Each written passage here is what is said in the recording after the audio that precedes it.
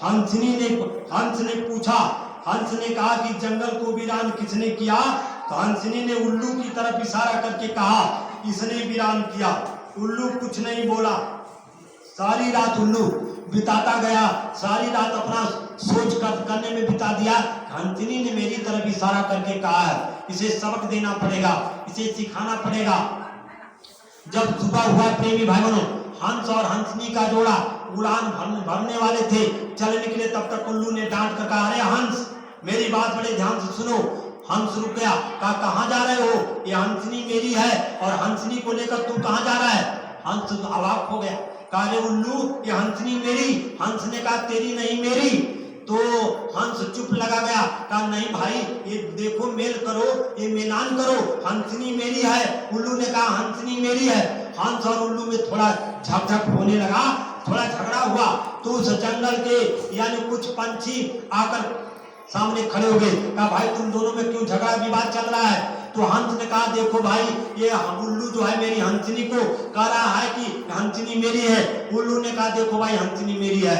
जंगल के पंछियों ने थोड़ा अलग हटकर एक फैसला किया, 5 पंछी अलग निकल गए, 5 पंच बने अलग निकल गए।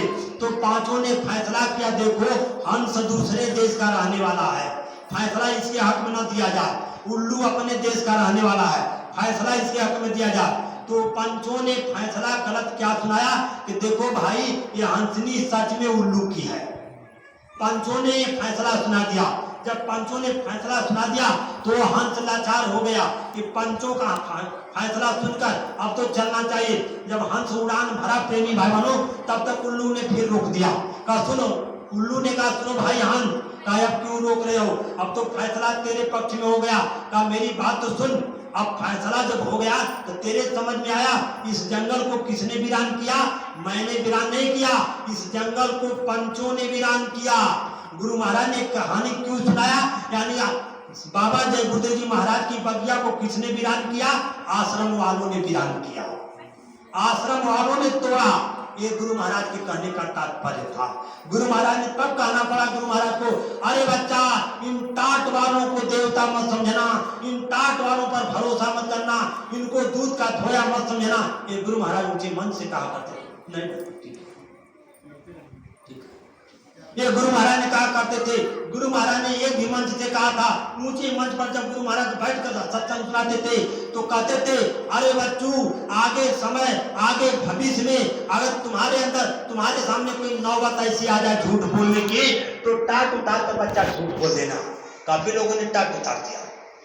ये सारी बातें गुरु महाराज ने पहले से आगाह करते थे। देखो इनके वचन को, पत्रिका को पढ़ो, नहीं मानो मेरी बात, आप अपने घर में पत्रिका मंगाओ, गुरु महाराज के गुरु वचन की किताब मंगाओ, देखो गुरु महाराज ने क्या क्या बात बताई है, सारे वचन खुलासा हो जाएंगे, सारे वचन खुलासा हो जाएंगे। इसलिए प्रेमी भाई बहनों, हमें आपको अपने एक एक कदम को बड़े सोच विचार कर रखना पड़ेगा, क्योंकि आगे का समय बहुत खराब आ रहा है। गुरु महाराज ने कहा था बच्चा जब विदेशों से लड़ाई लगेगी, मानी देश अपना देश विदेश जब लड़ेगा तो विदेशों से अणुबम परमाणु बम कीटाणु बम चलेंगे, तो कौन ऐसी शक्ति होगी भारत में जो अणुबम कीटाणु बम को हाथ में से पकड़कर जमीन पर उतारेगी?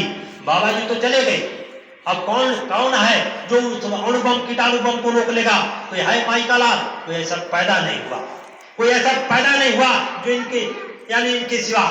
गुरु महाराज ने एक ऐलान किया था प्रेमी भाइयों, उस ऐलान को आज भी हम आप दोहराते हैं। शाकाहारी प्रचार निकलता है, कहीं चले जाते हो आप तो ऐलान करते हो कि कलयुग में कलयुग जाएगा और कलयुग में सतयुग आएगा। अभी कलयुग गया नहीं, सतयुग आया नहीं। बाबा जय गुरुदेव जी महाराज शरीर छोड़कर जब लोग कहते चले गए तो सतयुग कौन माइकलाल लाएगा? यहाँ पर कोई है माइकलाल पैदा हुआ जो सतयुग लाकर खड़ा कर देगा? इनके सिवा कोई माइकलाल पैदा नहीं हुआ जो सतयुग लाकर खड़ा कर दे। ये ऐसे ही महात्मा है कि अतवार में सोमवार लाकर खड़ा करना चाहते हैं, अतवार गया नहीं तब तक सोमवार लाकर खड़ा करना चाहते हैं। ऐसे महापुरुष हैं। आए प्रेमी भाई बहनों, कलयुग गया नहीं और गुरु महाराज ने ऐलान कर दिया कि कलयुग में ही सतयुग लग जाएगा। ऐसा वचन गुरु महाराज ने दिया है।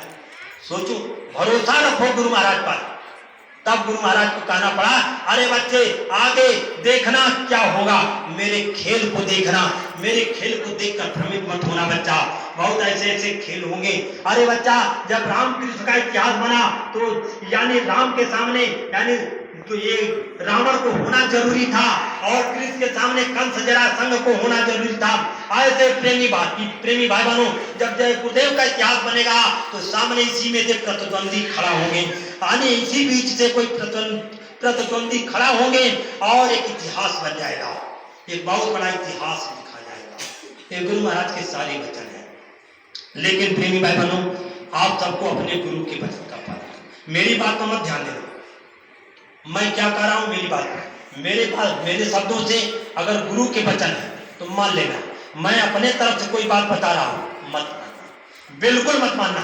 मैं दावे के साथ कहता हूं, मैं किसी जिले में, किसी प्रांत में, किसी जगह जाता हूं तो दावे के साथ कहता हूं, मैं अपनी बात रखूं, मैं कोई अलग से कहूं तो मेरी बात को मत मानना। अगर आपको अपने गुरु की बात लगे, पीछे के महात्माओं की बात लगे तो उसे जरूर मान लेना, अगर उसे नहीं मानते हो तो बहुत बड़ा धोखा हो जाएगा। गुरु महाराज सत्संग सुनाते हुए बता रहे थे, प्रेमी भाई बहनों,